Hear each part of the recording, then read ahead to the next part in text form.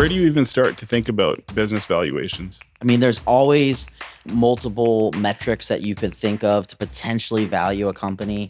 For me, the strongest metric to really look at would be the earnings. And it's confusing for folks at times because there's so many different terminologies for almost the same thing, but there's a slight different definition for each. So you have EBITDA, which many are familiar with, adjusted EBITDA, adjusted earnings, cash flow, profits, seller's discretionary earnings, also SDE. All these things mean roughly the same. So I think it gets kind of confusing for folks when they're trying to figure out what's the method, right? So at the end of the day, the banks are typically looking for the adjusted cash flow.